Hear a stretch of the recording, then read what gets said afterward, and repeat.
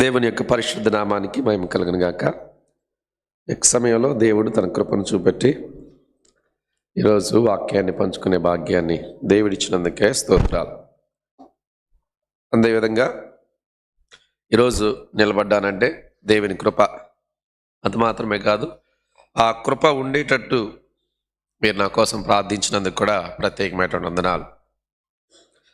ఈ సమయంలో దేవుని వాక్యాన్ని నేర్చుకుందాం. స్కాట్లాండ్ దేశంలో దేవుని బిడ్డలారా, హెలెన్ యువాంగ్ అనేటువంటి ఒక యవ్వనస్తురాలు ఉండేది. 14వ సంవత్సరానికే మారు మనసు పొందింది. మారు మనసు పొందినప్పుడు రష్యా దేశం వెళ్ళి సువార్త చెప్పాలన్న ఆశ కలిగి ఉన్నదండి.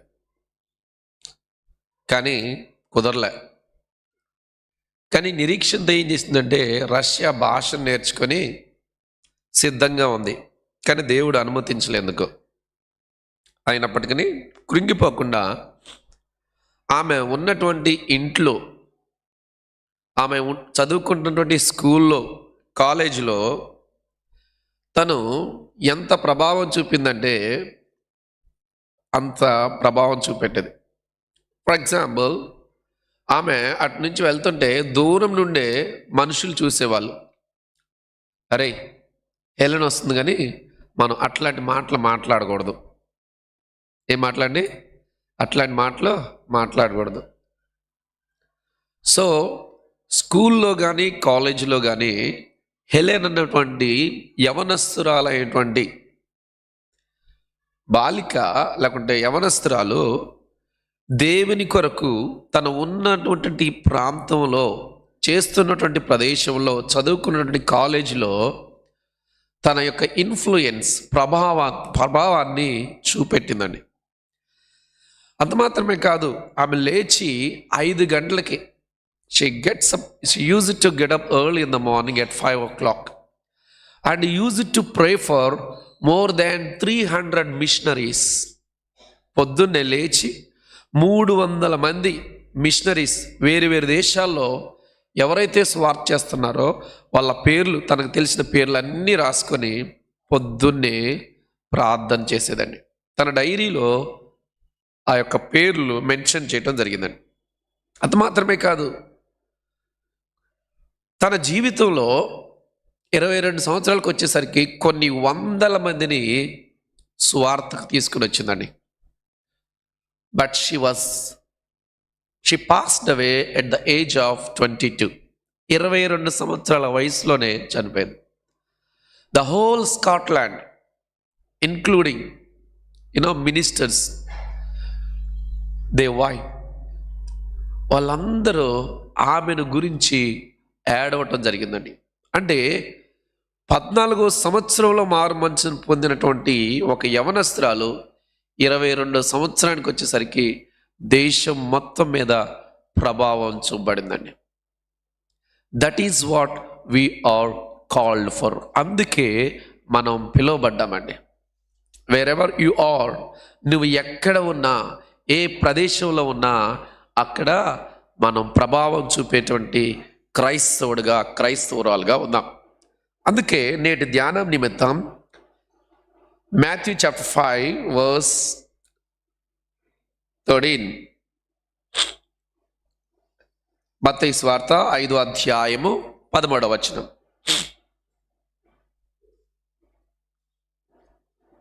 వన్ ఆఫ్ యూ చదవండి అమ్మా. మీరు లోకమునకు ఉప్పై ఉన్నారు. ఉప్పు నిస్సారమైతే అది దేని వలన సారం పొందును? అది బయట పారవేయబడి మనుషుల చేత త్రొక్కబడుటకే గాని మరి దేనికి పనికిరాదు. గత సంవత్సరంలో దేవుని బిడ్డలారా, ఈ యొక్క 5వ అధ్యాయము ధన్యతలు మొత్తం మనం నేర్చుకున్నాం. అయితే దేవుని బిడ్డలారా, ఇక్కడ యేసుక్రీస్తు ప్రభువారు మీరు లోకమునకు ఉప్పై ఉన్నారని ఎందుకు అంటున్నాడు?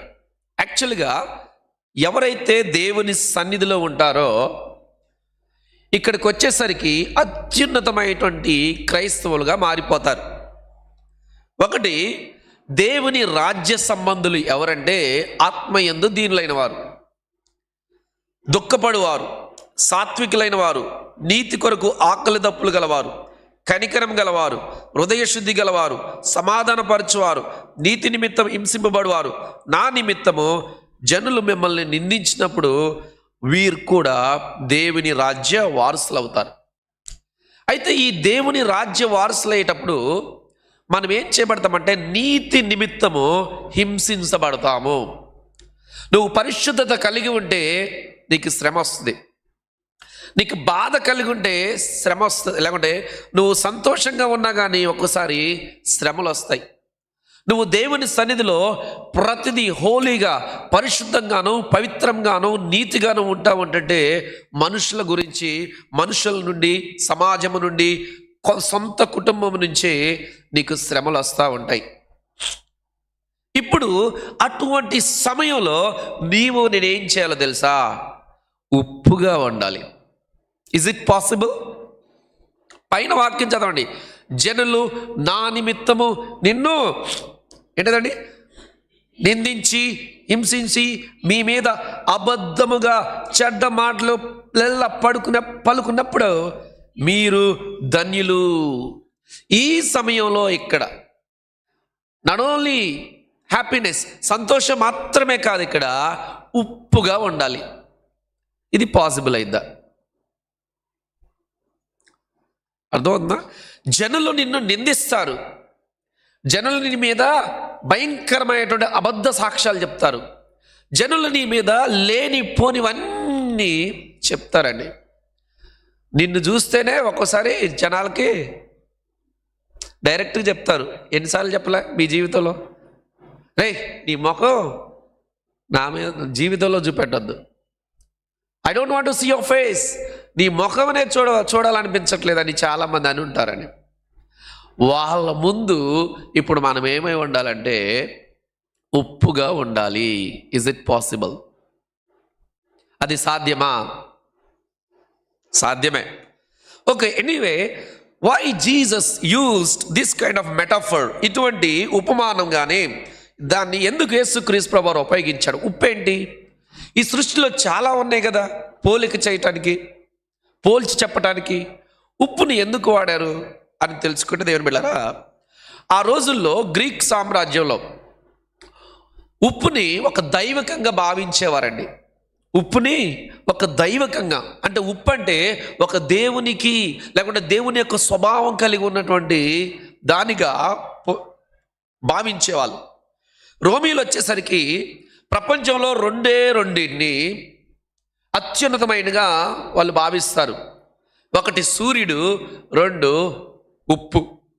ఇవి రెండు అత్యున్నతమైనవి.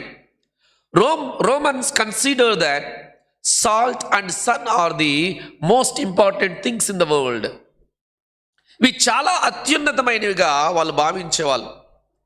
ఇంకా గొప్ప విషయం ఏంటంటే ఆ రోజుల్లోని దేవుని బిడ్డలారా, కాయిన్స్ కాదు, శాలరీ ఇవ్వాలంటే కాయిన్స్ కాదు ఇచ్చేది, డబ్బులు కాదు, కట్ల కాదు ఇచ్చేది, ఉప్పు రూపంలో ఆ రోజుల్లో ఇచ్చేవాళ్ళండి. సో రోమన్ సోల్జర్స్ వాళ్ళకి ఉప్పు మాత్రమే ఇచ్చేవాళ్ళు. ఇంకా మనం చూస్తే ఉప్పుకి పోటీ ఉండేదండి అప్పట్లో. రేషన్, ఇప్పుడు రేషన్ మేము ఎలా ఇస్తారో ఉప్పు కూడా రేషన్ ఉండేదండి. రేషన్లో కొంచెం అటు ఇటు తక్కువైనా కానీ, అంటే ఉప్పు రేషన్ మన కంట్రోల్ బియ్యం కాదులే, కానీ ఉప్పు రేషన్లో ఏమన్నా తేడా వస్తే యుద్ధాలు కూడా జరిగాయి. అంత ప్రాముఖ్యమైనటువంటిది ఉప్పు అండి. మనం గవర్నమెంట్ ఎంప్లాయీస్ ఉన్నారు, నెల మీరు ఏం తీసుకుంటారు? శాలరీ తీసుకుంటారు. Very good.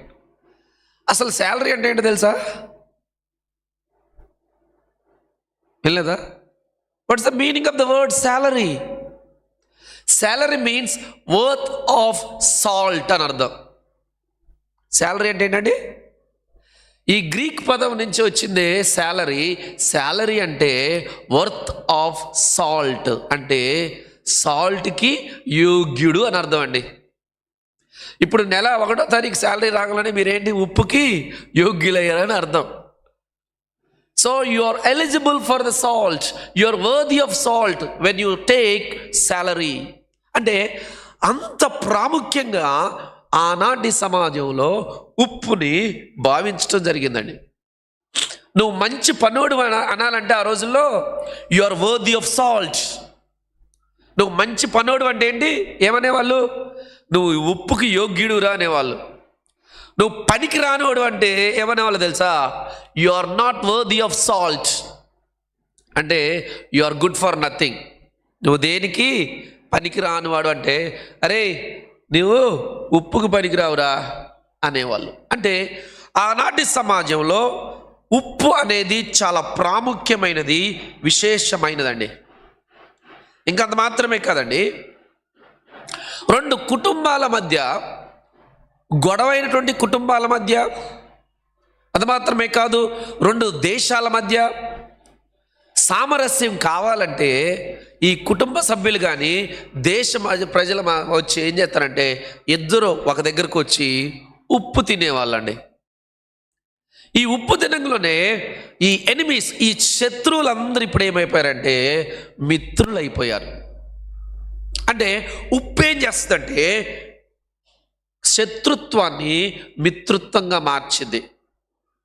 ఇంకా మనం గమనిస్తే ఈ రోజుల్లో కూడా అరబ్ దేశాల్లో రెండు దేశాలు కానీ రెండు కుటుంబాలు కానీ కలిస్తే వాళ్ళు మొట్టమొదటి చేసేది ఏంటంటే దే టేస్ట్ ద సాల్ట్.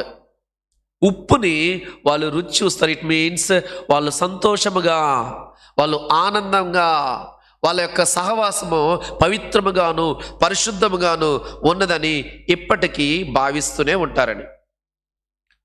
ఇక మన సమాజానికి వస్తే ఒక నానుడి ఉంటుంది. ఏంటిదండి? ఉప్పు గురించి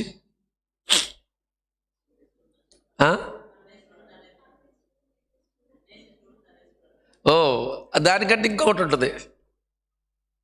అయ్యా నీ బాంచం ధర, దెన్ నీ ఉప్పు తిన్నోని వాళ్ళు ఉప్పిచ్చారా? ఇవ్వలే. ఇది ఈ యొక్క నానుడి లేకుంటే దాన్ని ఏమంటారు? ఇడియోమెటిక్ ఎక్స్ప్రెషన్. ఈ యొక్క భావన ఆనాటి సమాజం నుంచి మనకు కూడా ఉన్నది, ఎప్పుడో ఉన్నది. నీ ఉప్పు తిన్న వాళ్ళమంటే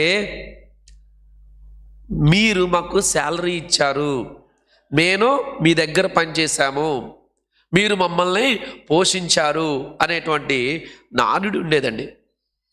సో ఇప్పుడు ఇది సామాజికంగా ఉన్నటువంటి ఉప్పుకున్నటువంటి చిన్న బ్యాక్గ్రౌండ్ చాలా ఉన్నప్పటికీ, అయితే ఒక్కసారి 2 క్రానికల్స్ 2వ దినవృత్తాంతముల గ్రంథం 13వ అధ్యాయము 5వ వచనం చదవండి. 2 Chronicles chapter 13 verse 5. 2వ దినవృత్తాంతములు 13వ అధ్యాయం 5వ వచనం. ఇశ్రాయేలు రాజ్యమును ఎల్లప్పుడూ ఏలునట్లును ఇశ్రాయేలు దేవుడైన యెహోవా దావీదుతోను అతని సంతతి వారితోను భంగము కాజాలని నిబంధన చేసి దానిని వారికిచ్చనని మీరు తెలుసుకొందురు కదా. అక్కడ చూడండి, భంగము కాజాలని అన్న దాని మీద పైన ఒక 1 అనేటువంటి ఫుట్ నోట్ ఉంటుంది. దొరికింది ఎవరికన్నా? దాని కింద చూడండి, ఉప్పు నిబంధన అంటే చెప్పండి. ఇప్పుడు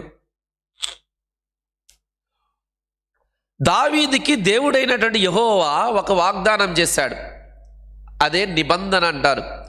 ఆ నిబంధనలో ఇశ్రాయేలు మీద దావీదు యొక్క సింహాసనం ఎల్లప్పుడు పర్పెచువల్, శాశ్వతమైనటువంటి స్థిరమైనటువంటి నిబంధన. సో దావీదు సంతానము నుంచే రాజుగా ఉంటాడు, దావీదు సంతానము నుంచే ఈ లోకానికి లోకాన్ని ఏలబోచున్న రాజు కూడా వస్తాడు అన్నటువంటి నిబంధన. ఆ నిబంధనే ఉప్పు నిబంధన. ఏ నిబంధన అండి? Do you feel it is funny? సరదాగా ఉందనిపిస్తుందా? అంటే అంత ప్రాముఖ్యంగా ఆ రోజుల్లోని సమాజానికి ఉండేది. దేవుడు కూడా ఉప్పు అనేటువంటి నిబంధనను ఆయన తెలియజేయడం జరిగింది. ఉప్పు అనగా ఏంటండి? స్థిరమైన శాశ్వతమైనటువంటి నిబంధన. ఆ రోజుల్లో స్టాంప్స్ ఉన్నాయా? సంతకాలు పెట్టే ఛాన్స్ ఉందా? లేదు.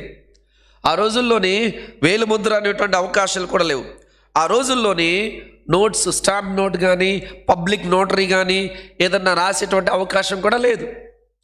ఎవరి మధ్య గొడవలైనా, ఎవరి మధ్య అయినా నిబంధన ఏమంటారంటే అగ్రిమెంట్ జరిగినా కానీ వాళ్ళు చేసేది సంతకాలు కాదు, కానీ సాక్షుల ముందు ఏం చేస్తారంటే ఉప్పు తింటారు. ఉప్పు తినంలోనే వారి మధ్య ఒక అగ్రిమెంట్ జరిగింది, వారి మధ్య ఒక స్థిరమైనటువంటి నిబంధన జరిగింది అన్నది అర్థం చేసుకుంటారండి. ఇంకా ఈ ఉప్పు గురించి లేవియాకాండం 2వ అధ్యాయము 13వ వచనం చూడండి. లేవియాకాండం 2వ అధ్యాయము 13వ వచనం. Leviticus chapter 2 verse 13. నీవు అర్పించు ప్రతి నైవేద్యమునకు ఉప్పు చేర్చవలను. నీ దేవుని నిబంధన యొక్క ఉప్పు నీ నైవేద్యం మీద ఉండవలను, నీ అర్పణలన్నిటిలోనూ.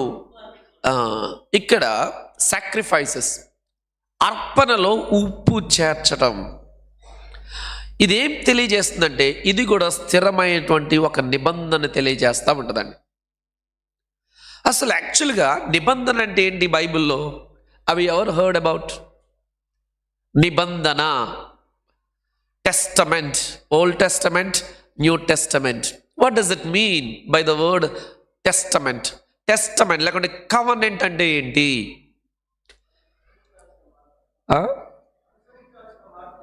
అనుసరించాల్సిన మార్గాలు. What is the difference between contract and covenant? కాంట్రాక్ట్కి కవనెంట్కి డిఫరెన్స్ ఏంటి? తేడా ఏంటి? మనం కొన్ని కాంట్రాక్ట్స్ రాసుకుంటాము, మనం కొన్ని నోటరీస్ రాసుకుంటాము. మరి కవనెంట్ అంటే ఏంటి? ఈ కాంట్రాక్ట్స్ అంటే ఆర్ దే సేమ్? ఇవి రెండు సేమా? కాదు. ఇంకా పని ముగించే వరకు. Okay, fine, wonderful. Next, yes, we have one more covenant. Marriage covenant ఉంది కదా. మ్యారేజ్ కవనెంట్కి ఇంకొక, అంటే పెళ్ళి నిబంధనకు ఇంకొకటి చూస్తాం. మనం ఏం చూస్తాం? ఈక్వాలిటీ చూస్తామా, లేకుంటే సుపీరియారిటీ చూస్తామా, ఇన్ఫీరియారిటీ చూస్తామా? అవతల పార్టీ వాళ్ళు ఎక్కువై ఉండాలని చూస్తామా, తక్కువై ఉండాలని చూస్తామా? నిజం చెప్పండి. నాలాంటి అప్పుడు ఏమనుకున్నాడు? తెల్లగా ఉండాలనుకున్నాడు. అర్థమవుతుందా? మంచి రిచ్ అవ్వాలనుకున్నాను. ఎవరైనా అంతే అనుకుంటారు కదా, అన్యపరంగా ఆలోచించినప్పుడు. ఇది జనరల్ కవనెంట్స్. అంటే మనుషుల యొక్క నిబంధనలు ఎలా ఉంటాయంటే ఈక్వల్ పార్టీస్కి ఉంటాయి. అంత మాత్రమే కాదు, మనం పక్కింటికి పోవాలన్నా, పక్కింటి వాళ్ళతో మాట్లాడాలన్నా, పక్కింటితో సహవాసం చేయాలన్నా, లేకుంటే ఎవరితో సహవాసం చేయాలన్నా మన ఆలోచనలు ఎలా ఉంటాయంటే ఈక్వల్గా ఉంటాయి. మోర్ దాన్ దట్, హయ్యర్గా కూడా ఉంటాయి. మనకంటే అత్యున్నతమైన వాళ్ళతో సహవాసం చేయాలని కోరుకుంటాం. బట్ నిబంధనలో, ముఖ్యంగా దేవుని యొక్క నిబంధనలో ఉండేదంటే the superior God had a covenant with inferior one. అత్యున్నతమైనటువంటి ఆ దేవుడు అత్యల్పుడైనటువంటి దేవుని దగ్గరికి వచ్చి నేను నీతో ఒక నిబంధన చేస్తున్నా అన్నాడండి. Isn't it wonderful? అద్భుతంగా అనిపిట్లా? మన ఆలోచనలు ఏముంటాయి? మన సరితగిన వాళ్ళతోటే ఏం చేస్తామండి? సహవాసం చేస్తాం. కొంచెం వాళ్ళు తగ్గిపోయారనుకో ఏం చేస్తామండి? పక్కన పెడతాం. సరి తూగట్లతో పాటు ఇంకేం చేస్తాం? రిచ్ వాళ్ళతోటి మనం సహవాసం చేస్తూ ఉంటాం. కొంచెం మనకంటే కొంచెం అన్నిట్లోనూ ఎక్కువ ఉండే వాళ్ళతోటి సహవాసం చేస్తాం. అర్థమవుతుందా? బట్ ఇక్కడ దేవుని నిబంధన, ఆడమిక్ కవనెంట్ కానించి ఆదాము యొక్క నిబంధన గురించి, లేకుంటే ఆది కాండంలో జరిగినటువంటి మొట్టమొదట సృష్టి నిబంధన దగ్గర నుంచి యేసుక్రీస్తు న్యూ కవనెంట్ వరకు మీరు చూస్తే నిబంధన అంటే దేవుడే దిగి వచ్చి మనతో ఒక నిబంధన చేశాడండి. ఆ నిబంధనలో జరిగేది ఏంటో తెలుసా? మనిషి తప్పిపోయినా, ఆ కాంట్రాక్ట్లో మనిషి తప్పిపోయినా, మనిషి నో కుదరదన్నా కానీ దేవుడు మాత్రం దాన్ని స్థిరంగా ఉంచుతాడండి. ఈ కాంట్రాక్ట్లో, మనుషుల యొక్క కాంట్రాక్ట్లో సార్ చెప్పినట్లు ఎవరో ఒకరు నో అన్నారనుకోండి, ఏమైంది? ఆ కాంట్రాక్ట్ వీగిపోయింది. ఎక్కడో ఒక్కడ తేడా వచ్చిందనుకోండి, ఈ కాంట్రాక్ట్ ఏమైపోయింది? వీగిపోయింది. బట్ దేవుడే వచ్చి ఈ యొక్క నిబంధన ఏర్పరచుకుంటే అది వీగిపోయేటువంటి ఛాన్స్ ఉండనే ఉండదు. That is the faithfulness of God. అది దేవుని యొక్క నమ్మకత్వం అండి. అందుకే మన జీవితంలో ఇదే జరుగుతుంది. దేవుడిచ్చినటువంటి కవనెంట్ అని చూసారా? ఆ కవనెంట్, ఆ నిబంధన అంతటిని మనం ఏం చేస్తామంటే ప్రతిసారి ఏం చేస్తామండి? తొంగలో తొక్కేస్తామంటాం. దేవుడు నీతో నాతో యేసుక్రీస్తు ప్రభువు శిలువ మీద మరణించినప్పుడు మనము ఆ బాప్తీసం తీసుకున్నప్పుడు ఒక నిబంధన జరిగింది. ఆ నిబంధన మనం ఏం చేస్తామంటే వదిలేస్తాం. బట్ దేవుడు మాత్రం ఆ నిబంధన అలానే కొనసాగిస్తామంటాడండి. నువ్వు ఎక్కడికి వెళ్ళినా, నువ్వు ఎంత పాపంలో పడిపోయినా, నువ్వు ఎంత దౌర్భాగ్యంలో ఉన్నా, నువ్వు ఎంత అన్ఫెయిత్ఫుల్గా ఉన్నా, ఎంత స్థితిలో ఉండి ఇక దేవుడు దగ్గరకు వెళ్ళను, ప్రార్థన దగ్గరకు వెళ్ళను అన్నా కానీ దేవుడు ఏం చేస్తాడంటే, I made A covenant with you, నేను నీతో ఒక నిబంధన చేసుకుని ఉన్నాను కాబట్టి నేను నీ దగ్గరకు వస్తూనే ఉంటా. నువ్వు నేను అనుకోవచ్చు, దేవుడు నిబంధన నాతో చేసిన నిబంధన మర్చిపోయాడా అనుకోవచ్చు. దేవుడు నాకు ఇచ్చినటువంటి వాగ్దానాన్ని మర్చిపోయాడా? దేవుడు నాకు ఇచ్చినటువంటి 2024 ఇచ్చిన వాగ్దానాన్ని మర్చిపోయాడా? 20లో ఉన్న వాగ్దానాన్ని మర్చిపోయాడా? 21లో ఉన్న వాగ్దానాన్ని మర్చిపోయాడా? 22లో ఉన్న వాగ్దానాన్ని మర్చిపోయాడా? No no no no no no you will forget. నువ్వు మర్చిపోతావు కానీ దేవుడు మాత్రం మర్చిపోడు. అదే గాడ్స్ కవనెంట్, అదే దేవుని యొక్క నిబంధన అండి. కాబట్టి ఇశ్రాయేలుతో ఈ లేవియా కాండంలో చేసినటువంటి నిబంధన ఏంటంటే, అర్పణలతో కూడినటువంటి నిబంధనలో ఉప్పు ఉండాలి. అది స్థిరమైనటువంటి నిబంధన. So this is all introduction. Okay, anyway I will close by the time. ఇక్కడ మనం చూస్తే దేవుని బిడ్డలారా, మరి ఈ ఉప్పుకి ఉండేటువంటి లక్షణాలు మనకి చాలా తెలుసండి. ఉప్పుకున్నట్టు లక్షణాలు, మనం ప్రభావం చూపించేటువంటి క్రైస్తవులుగా ఉండాలంటే ఉప్పుకుండే లక్షణాలనే మనం కలిగి ఉండాలి. ఒకటి, first one is it preserves, అనగా అది పరిరక్షిస్తుందండి. ప్రిజర్వేషన్ మొదటి పాయింట్ ఏంటంటే ప్రిజర్వేషన్, పరిరక్షిస్తూ ఉంటుందండి. దేన్ని పరిరక్షిస్తుంది? ఉప్పు. మీరు ఉప్పులో మామిడికాయ కారం పెట్టుకున్నప్పుడు ఉప్పు తక్కువైతే ఏమైందండి? బూజు పట్టేసింది. అర్థమవుతుందా? ఇంకా ఏదన్నా కూర చేయండి, ఏదన్నా చట్నీ చేయండి, ఏదన్నా చేయండి, ఉప్పు తక్కువైతే ఏమైపోయిందంటే, ఇప్పుడు యేసుక్రీస్తు ప్రభువారు you are the salt of the world, మీరు లోకమునకు ఉప్పై ఉన్నారు అని అన్నప్పుడు you are only the person that preserve your family. నీ కుటుంబాన్ని రక్షించగలిగిన వ్యక్తివి నువ్వే. నీ సంఘములో ఇతరులకి ఒక ఉప్పుగా ఉండవలసిన వ్యక్తివి నువ్వే. ఈ సమాజంలో ఒక ఉప్పుగా ఉండవలసిన వ్యక్తివి నువ్వే. Why this society decays always. ఈ సమాజము, ఈ కుటుంబము ప్రతిదీ ఏమైందంటే డీకే అవుతూ ఉంటుంది, పాడైపోతూ ఉంటుంది. నీ కుటుంబం పాడైపోతూ ఉంటుంది. పాడవకుండా ఉండడానికి దేవుడు నిన్ను ఏర్పాటు చేసుకున్నాడు. ఈ సమాజము ఎప్పుడు చూసినా డీకే, పాడైపోతూ ఉంటుంది. పాపం పాపం పాపం. అటువంటి సమయంలో దేవుడు నిన్ను, ఆ సమాజాన్ని, నీ ఇంటి వారిని, నీ ఇంటి ప్రక్కన వారిని, నీ శత్రువులు, వాళ్ళు నీ మిత్రులు, నీ చుట్టుపక్కల వాళ్ళ అందరూ పాడవకోకుండా చూసుకునేటువంటి బాధ్యత క్రైస్తవుడిది. అందుకే యేసుక్రీస్తు ప్రభువారు ఏమన్నాడండి? You are the salt of the earth.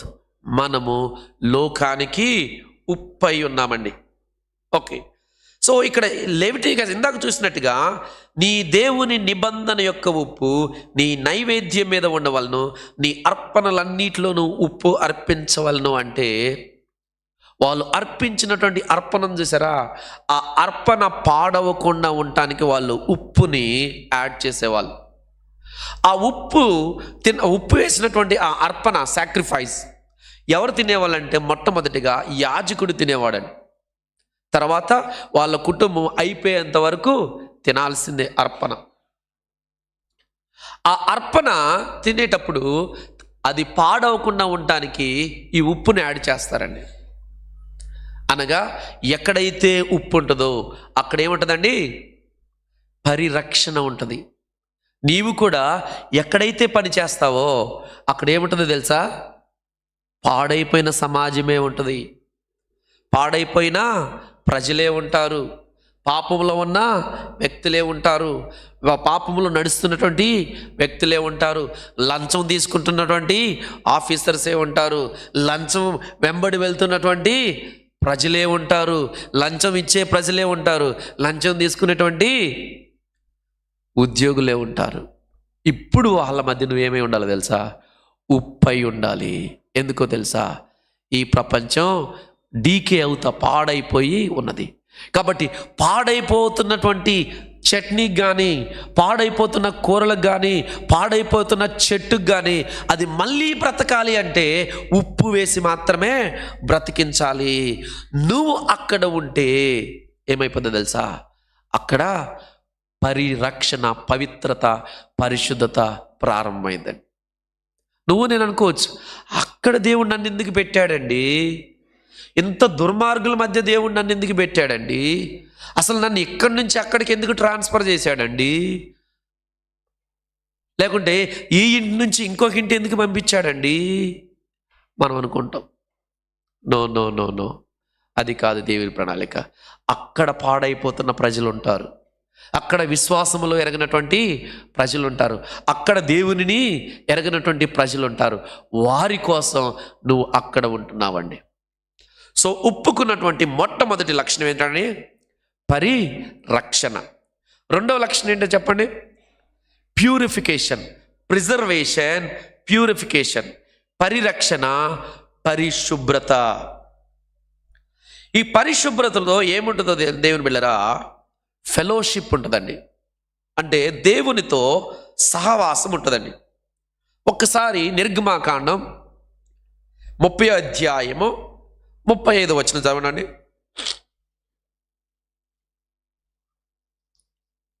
నిర్గమాకాండం. వాటితో ధూపద్రవ్యమును చేయవలను, అది సుగంధ ద్రవ్య మేలుకుని పని చొప్పున కలపబడి ఉప్పు గలదియు స్వచ్ఛమైనదియు పరిశుద్ధమైనదియు సుగంధ ధూప సంభారము. ఇక్కడ చూడండి, ఉప్పు ఏం చేస్తుందంటే ఉన్నటువంటి అర్పణను పరిశుభ్రపరుస్తుందంటండి. ఇక్కడ యెహోవా ఇచ్చినటువంటి మాట ఏందో తెలుసా? స్వచ్ఛమైనదియు పరిశుద్ధమైనదియు అయి ఉండాలంట. అనగా ఇక్కడ దేవుడు you are the salt of the earth, నువ్వు లోకానికి ఉప్పై ఉన్నావు అని అడిగినప్పుడు దేవుడు ఆల్రెడీ చెప్పిన మాట ఏంటో తెలుసా? నువ్వు పరిశుద్ధపరచబడి ఉన్నావు, నువ్వు పవిత్రపరచబడి ఉన్నావు. పాపపు ఆలోచనలు, అదవుతుందా? నీచమైన ఆలోచనలు, దుర్మార్గమైనటువంటి ఆలోచనలు, యవ్వనేచ్ఛలు, భయంకరమైనటువంటి ఇహలోకపరమైనటువంటి ఆలోచనలు, కళ్ళ ద్వారా మనసు ద్వారా చేసేటువంటి ప్రతి పాపము నుంచి నువ్వు విడిపించబడి నీతిమంతుడిగా తీర్చబడి ఇప్పుడు నువ్వేమైపోయినావు అంటే సాల్ట్ అయిపోయినావు. పరిశుద్ధమైన వాడివిగా, పవిత్రమైనటువంటి వ్యక్తిగా నువ్వు మారిపోయినావు. కాబట్టి ఇప్పుడు నువ్వేం చేస్తావంటే నువ్వు ఉన్న చోట పరిశుభ్రత ప్రారంభమైందండి. ఇందాకలేమో పరిరక్షణ ప్రారంభమైంది, ప్రిజర్వేషన్. ఇప్పుడేమో ప్యూరిఫికేషన్ ప్రారంభమైంది. మరి ఇక్కడ పరిశుభ్రత ఎక్కడి నుంచి ప్రారంభమైందంటే దేవుని బిడ్డలారా, ఫస్ట్ దేవుని దగ్గర నువ్వు పరిశుభ్ర పరచబడాలి. ఇక్కడ అర్పణ అంటే అదేనండి. నీ అర్పణ ఉప్పుతో మిళితమైంది. ఎప్పుడైతే అర్పణ ఉప్పుతో మిళితమైందో వెంటనే నీ అర్పణ దేవుని దగ్గరికి వెళ్తున్నావంటే నీ యొక్క హృదయం ఏమైపోతుందంటే దేవుని దగ్గరికి వెళ్ళి ఒక స్థిరమైనటువంటి నిబంధన కోసం అడుగుతూ ఉంటావు. ఏమని? నన్ను పరిశుద్ధపరచు ప్రభువా, నన్ను పవిత్రపరచు ప్రభువా, నన్ను సంరక్షించు ప్రభువా అని. అదే అర్పణ శిలువ మీద యేసుక్రీస్తు ప్రభువారు చనిపోయినప్పుడు ఏం చేయబడిందంటే ఒక స్థిరమైనటువంటి అర్పణ చేయబడిందండి. ఆ అర్పణలో ఈ ఉప్పు కవనెంట్, ఈ ఉప్పు నిబంధన ఉండటం జరిగిందండి. ఆ ఉప్పు నిబంధన ద్వారా ఇప్పుడు మనం ఏం చేయబడ్డామంటే పరిశుద్ధ పరచబడి ఉన్నామండి. ఇంకా సంఖ్యాకాండం 18వ అధ్యాయం చూడండి. సంఖ్యాకాండం 18వ అధ్యాయము 19వ వచనం. ఇశ్రాయేలీలు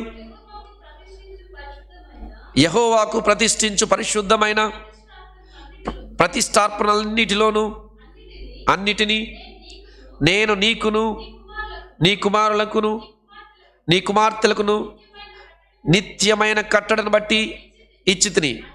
అది నీకును నీతో పాటు నీ సంతతికి యెహోవా సన్నిధిని నిత్యమును స్థిరమైన నిబంధన. తెలుగు ట్రాన్స్లేషన్లో అండి ఉప్పు అనేటువంటి ఇందాక మనం నేర్చుకున్నాం. స్థిరమైన నిబంధన అంటే ఉప్పు నిబంధనను. ఎగ్జాక్ట్గా ఇంగ్లీష్లోను అదర్ ట్రాన్స్లేషన్లోను ఉప్పు నిబంధననే రాశారు. ఇందాక మనం స్థిరమైన నిబంధన, దాని ఫుట్ నోట్స్ ఉప్పు నిబంధన రాశాం. ఇక్కడ కూడా అదే దేవుడిచ్చినటువంటి ఉప్పు నిబంధన. స్థిరమైన నిబంధన ఏంటో తెలుసా? నీ కుమారులకును నీ కుమార్తెలకు ఇచ్చేటువంటి నిత్యమైన కట్టడను నేను ఇచ్చేశాను. ఆ కట్టడ ఏంటంటే పరిశుద్ధమైన కట్టడ. అది ఎప్పుడు పరిశుద్ధపరుస్తూనే ఉంటుందండి. అనగా ఒక్కసారి నీవు నేను మనందరము సిలువలో పరిశుద్ధపరచబడినప్పుడు ఆ ఉప్పు నిబంధన, స్థిరమైనటువంటి నిబంధన. అందుకే మనం కొద్ది నిమిషాల్లో ఏం చేస్తామండి, ఒక నిబంధన చదువుతాం. ఏ నిబంధన? నూతన నిబంధన. ఆ నిబంధన ప్రకారం ఏం చేస్తాము? బల్లలో పాల్గొంటాం. ఇది నిత్య నిబంధన. ఈ నిబంధనలో పరిశుద్ధత ప్రారంభించబడుతుంది. ఈ పరిశుద్ధతలో మనం ఎల్లప్పుడూ కొనసాగుతూ ఉంటాం. ఇప్పుడు ఈ పరిశుద్ధత ఇప్పుడు మనకు వ్యక్తిగతం కాదు. ఇప్పుడు ఒకసారి వ్యక్తిగతం చేయబడింది సిలువలో. ఈ వ్యక్తిగతమైనటువంటి పరిశుద్ధత ఇప్పుడు ఏం చేస్తామంటే లోకానికి వ్యాపింపచేస్తాము. అందుకే మీరు లోకానికి ఉప్పు అయి ఉన్నారంటే నీ మాటలు ఇప్పుడు ఎలా ఉండాలండి? ఉప్పుగా ఉండాలి. మనవి ఉంటాయా? సిచ్చు లేపుతాయి కదా, అంతేనా భాష? పచ్చగడ్డి వేస్తే ఏమైపోతాయండి? అసలు పచ్చగడ్డి వేయడానికి కాలిద్దండి? పచ్చగడ్డి కాలిద్దా? మరి పచ్చగడ్డి ఎట్ట కాలిద్దంటే మాటల వల్ల కాలిద్దంట. పచ్చగడ్డి వేస్తే కాలిపోయేటువంటి మాటలు మనం పలుకుతూ ఉంటామండి. మన మాటలే కానీ మన వ్యవహారాలే కానీ, ఓకే, ఇద్దరు విశ్వాసులు మాట్లాడుతున్నారు అనుకుందాం. మీరు పోయి జాయిన్ ఏంటి అంటారు. థర్డ్ పర్సన్ గురించి మాట్లాడతారు. మన దగ్గర ఉన్న వాళ్ళు కాకుండా ఎక్కడ గురించో మాట్లాడుతుంటారు. యాకోబు పత్రికలో ఏం చెప్తుంది మనకి? నీ సహోదరుడు నీ ఎదుట లేనప్పుడు ఆ సహోదరుని గురించి మాట్లాడాలి అని చెప్తుందా? మాట్లాడకూడదు. నువ్వేం చేస్తావు? వాళ్ళు ఒకవేళ స్టార్ట్ చేయకపోయినా నువ్వు స్టార్ట్ చేస్తావు. సో అది కాదు పరిశుద్ధత. వాళ్ళు ఒకవేళ మాట్లాడుతుంటే లెట్ us స్టాప్ ఇట్, మనం ఆపుదాం, వాక్యం గురించి మాట్లాడదాం. పోయిన వారంలో వాక్యం ద్వారా దేవుడు మనతో ఎట్లా మాట్లాడాడు, ఆ వాక్యం ద్వారా నూతన తలంపులు నీకు కానీ మనకి ఏమైనా వచ్చినాయా, దాని ద్వారా మనం ఏం నేర్చుకుందాం, అలా స్టార్ట్ చేయండి. అప్పుడు నీ కమ్యూనిటీలో నువ్వు ఎవరితో మాట్లాడుతున్నావో వారి దగ్గర నుంచి పవిత్రత అనేది ప్రారంభమవుతుందండి. బయటికి వెళ్తున్నావు, వాళ్ళు దేవుని బిడ్డలు కాదు, ఏదేదో మాట్లాడుతున్నారు, దేని గురించో మాట్లాడుతున్నారు, నువ్వేం చేయాలండి? అది కాదని చెప్పాలి. ఇప్పుడు నువ్వు అనుకోవచ్చు, అయ్యగారు శామ్యుల్ అన్నా వాళ్ళతో పట్టించుకుంటే మనమే గబ్బు గబ్బు అవుతాం అనుకోవచ్చు. ఉప్పు ఉంది కదా, ఉప్పు కూరలో కలిసిద్దా, కూరలో కలవకోకుండా రుచినిస్తుందా?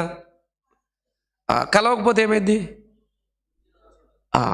ఇప్పుడు మనము కూడా అవిశ్వాసుల మధ్య అలానే ఉండాలి. కుదరదండి, వాళ్ళతో కలిస్తే మనం కూడా అట్లనే అయిపోతామండి. లేదు, ఉప్పు వేసినట్లుగానే మనం ఉండాలి. అదండి.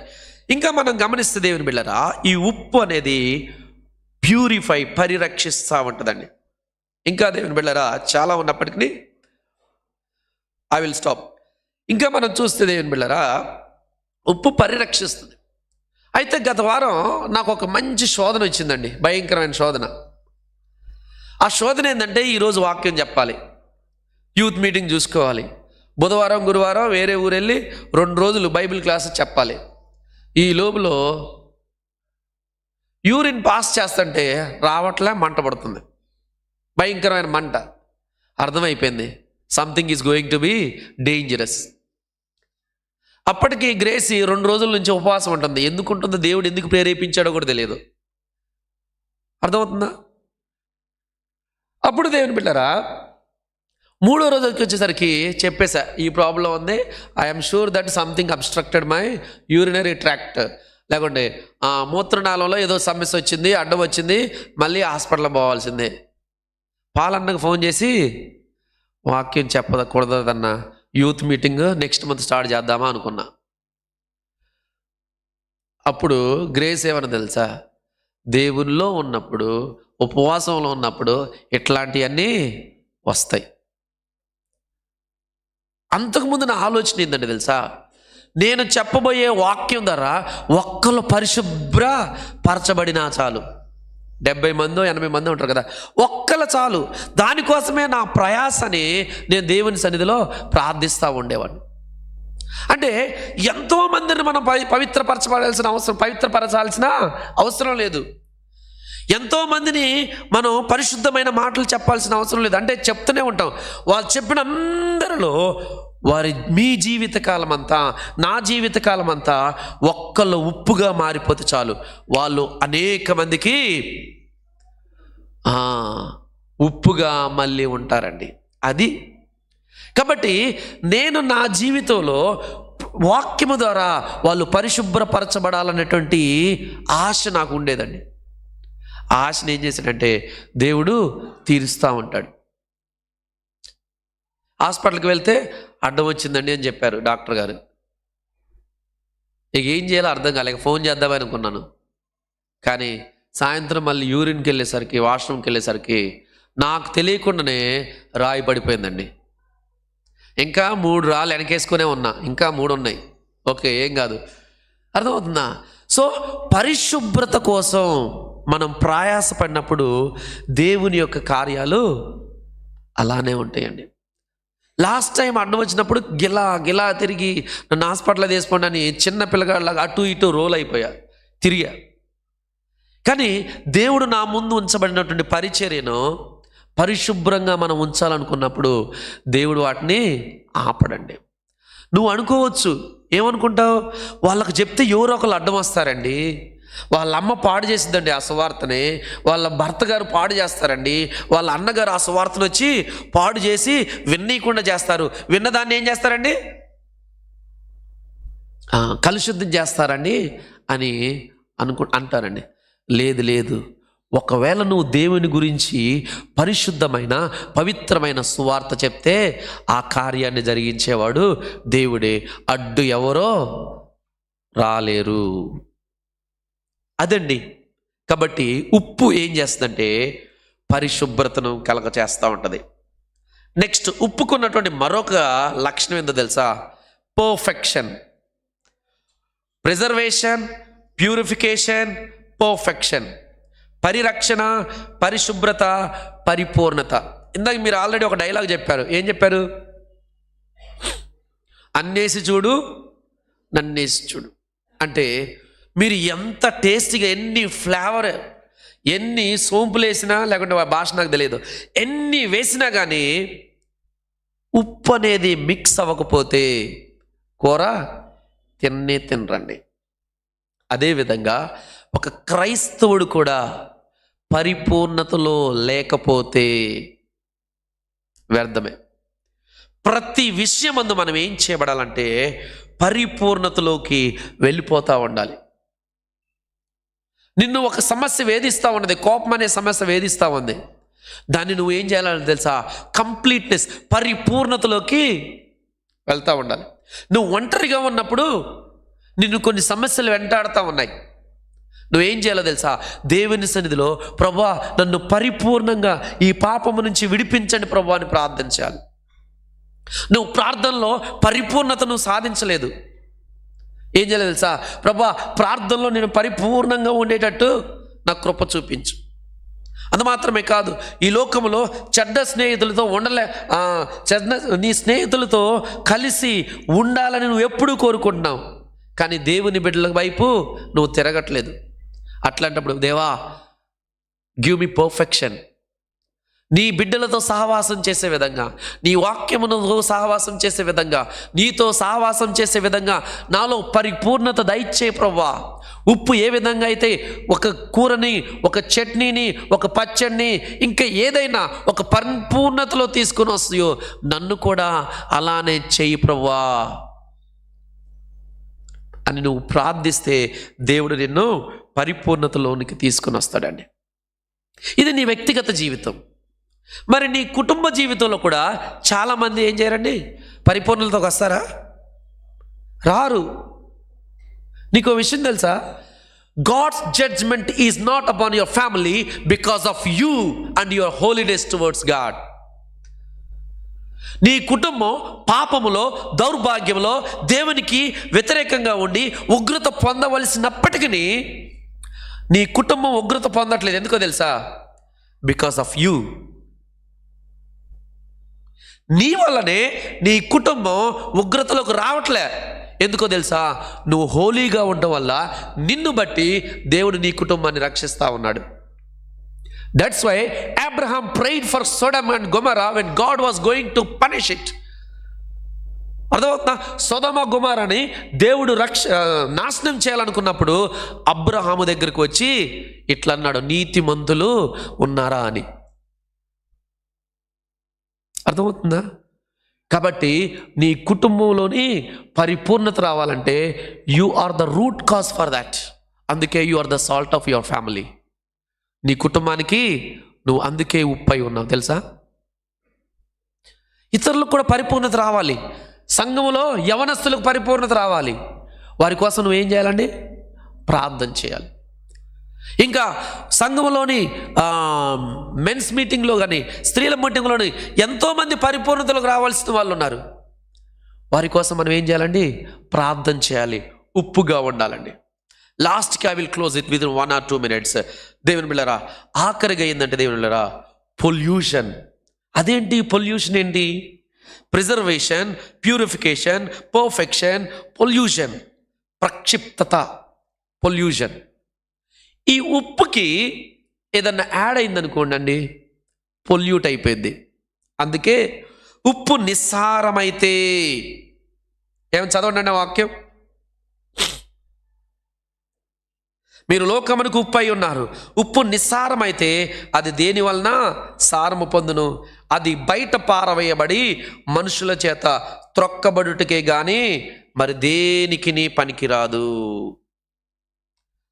ఇక్కడ ఉప్పు నిస్సారమైతే అన్న యూజ్ చేసిన గ్రీక్ వర్డ్ ఏంటో తెలుసా?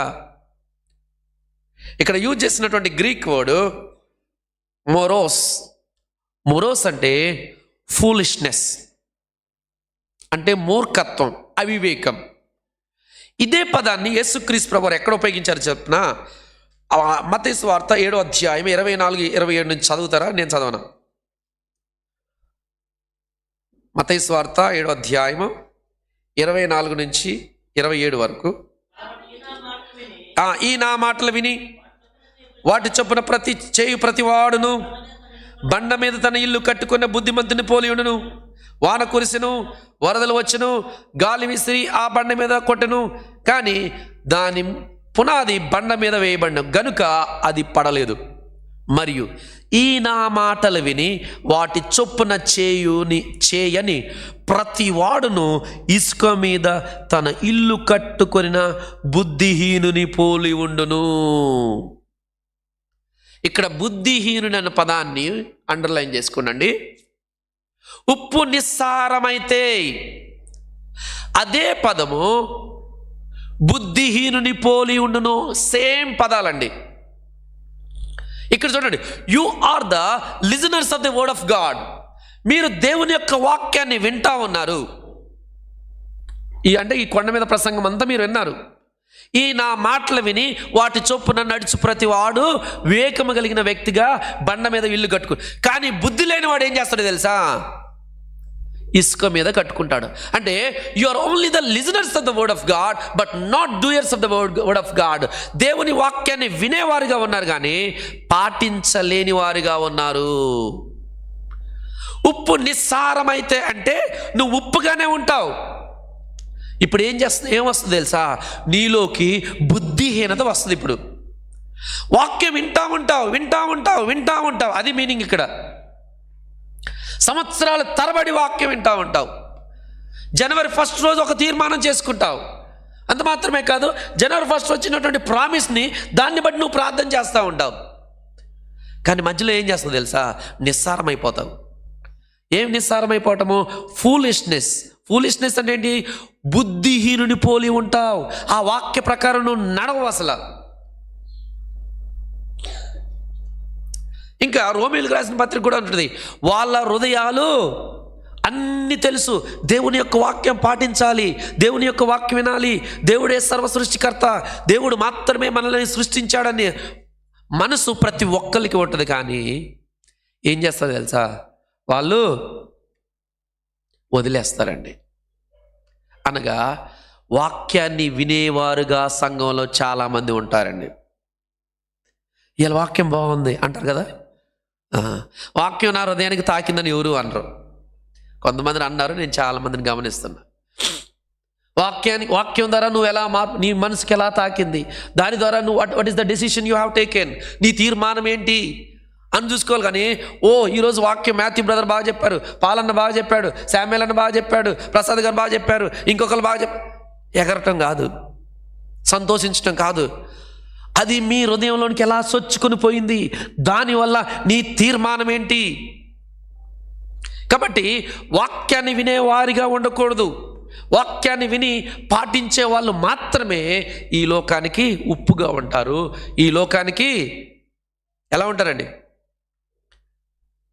రుచికరంగా ఉంటారండి. రోడ్నీ స్టార్కర్ అనేటువంటి ఒక గొప్ప హిస్టోరియన్ అసలు క్రైస్తవం ఎంతగా ప్రభావం పొందడానికి కారణం ఏంటని అడిగాడండి. క్రైస్తవం ఎంత ఈ ప్రపంచంలో ఎందుకు విస్తరించింది అని రీసెర్చ్ చేస్తే ఆయన ఏం చేశాడు తెలుసా? ఎక్కడైతే అనాథలు ఉన్నారో అక్కడ క్రైస్తవులు వెళ్ళి వారికి సహాయం చేశారు. ఎక్కడైతే భూకంపాలు ఉన్నాయో అక్కడికి వెళ్ళి క్రైస్తవులు సహాయం చేశారు. ఎక్కడైతే పలు రకాలైన వరదలు వచ్చాయో అక్కడికి వెళ్ళి క్రైస్తవులు వెళ్ళి సహాయం చేశారు. ఎక్కడైతే నానా విధముల చేత పాపము చేత లోకము పాడైపోయిందో అక్కడికి వెళ్ళి సువార్త ప్రకటించారు. ఎక్కడైతే లోకము, గ్రామాలు, లేకుంటే సిటీలు, పట్టణాలన్నీ దౌర్భాగ్యమైన పరిస్థితులు ఉన్నాయో అక్కడికి వెళ్ళి వీళ్ళు సువార్తను ప్రకటించారు. అందుకే క్రైస్తవ్యము ఎంతగా అభివృద్ధి చెందిందని ఈ హిస్టోరియన్, చరిత్రకారుడు చెప్తా ఉన్నాడండి. అంటే ఆనాటి కాలం నుంచి ఈనాటి వరకు నిలిచినటువంటి క్రైస్తవులు లోకానికి ఉప్పుగా ఉండి అనేక మందిని ప్రభావితం చేశారు. ఎలా ప్రభావితం చేశారండి? వాళ్ళు పరిరక్షించారు, పరిశుభ్రత కలిగించారు, పరిపూర్ణత ఉంచారు. వాళ్ళు పొల్యూషన్ లేకుండా ఉన్నారు. నీవు నేను కూడా అలానే ఉండాలని తెలియజేస్తూ నా మాటలు ముగిస్తున్నాను. ప్రార్థన చేసుకుందాం. ఒక్కసారి దేవుని బిడ్డలారా మనం దేవుడు నిన్ను ఈ లోకానికి ఉప్పై ఉన్నారంటే మొట్టమొదట నీ కుటుంబానికి ఉప్పుగా ఉండమని దేవుడు తెలియచేస్తా ఉన్నాడు. నీ కుటుంబంతో మాత్రమే కాదు, నువ్వు ఈ సంఘానికి ఉప్పుగా ఉండాలి. నీ మాటలో ప్రతి మాట ఉప్పు వేసినటువంటి మాట వలె ఉండాలి. నీ సమాజంలో ఉప్పుగా ఉండాలి. నువ్వు ఎక్కడైతే జాబ్ చేస్తావో అక్కడ ఉండాలి.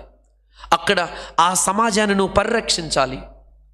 ఆ సమాజంలో నువ్వు పరిశుభ్రత కలిగి పరిశుభ్రతను పెంచాలి. ఆ సమాజంలో నువ్వు పరిపూర్ణత ఇచ్చే బిడ్డగా ఉండాలి. ఆ సమాజంలో నువ్వు ప్రక్షిప్తత, పొల్యూషన్ అనేది అంటకుండా ఫూలిష్ లిజనర్గా, బుద్ధిహీనుని పోలకుండా బుద్ధిమంతుడిగా దేవుని వాక్య ప్రకారం నడిచే బిడ్డగా ఉండాలి. అట్టి తీర్మానం నీవు నేను దేవుని బిడ్డరా చేసుకుంటే దేవుడు ఖచ్చితంగా నన్ను మనందరిని దీవిస్తాడు. కాబట్టి వాక్యాన్ని బట్టి దేవుని బిడ్డరా మనం ఒకసారి తీర్మానం చేసుకుందాం. వాక్యం నిమిత్తం